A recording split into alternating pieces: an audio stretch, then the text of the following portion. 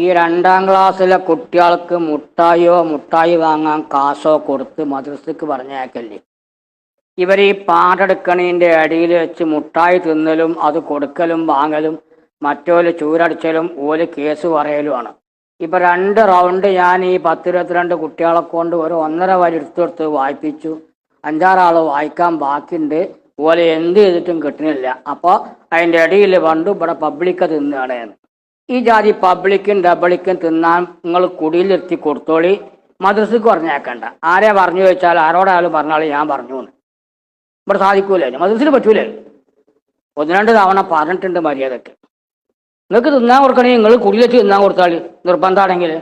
അത്യാവശ്യത്തിന് ഓർക്ക് ആവശ്യമുള്ള ഉന്മേഷത്തിന് ലേശം ചാൻഡുള്ളൂ, അതിക്ക് എന്തെങ്കിലും ചെറിയ കടിയും കൊടുത്ത് പറഞ്ഞേക്കുക. വേറെ എന്തെങ്കിലും ചോദിച്ചാൽ 2 കൊടുക്കുക ചന്തിക്ക്, എന്നിട്ട് പറഞ്ഞേക്കുക. അതുകൊണ്ട് കുട്ടി വലുതാകാതിരിക്കൂല. ഇവിടെ എന്തൊക്കെ കേസാ തീർക്കുക. 25 കുട്ടികളുണ്ട്. ഇവർക്ക് ഓരോ കലിമത്ത് പറഞ്ഞു കൊടുക്കണമെങ്കിൽ അതിന് വേണം സമയം കുറേ. അതിൻ്റെ ഇടയിൽ എനിക്ക് ചെയ്യാനുള്ള പണി ചെയ്യണം. ഇത് നടക്കണ്ടേ? നിങ്ങളാരോടെ ഒന്നും ഇരിക്കണില്ലല്ലോ. ഒന്നാട് പറഞ്ഞു കേട്ടുകൂടി.